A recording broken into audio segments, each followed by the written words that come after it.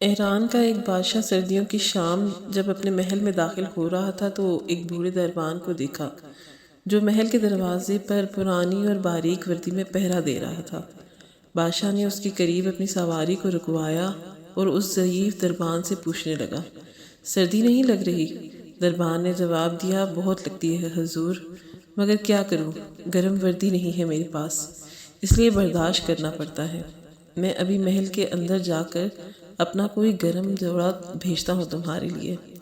دربان نے خوش ہو کر بادشاہ کو فرشی سلام کہے اور بہت تشکر کا اظہار کیا، لیکن بادشاہ جیسے ہی گرم محل میں داخل ہوا دربان کے ساتھ کیا ہوا وعدہ بھول گیا۔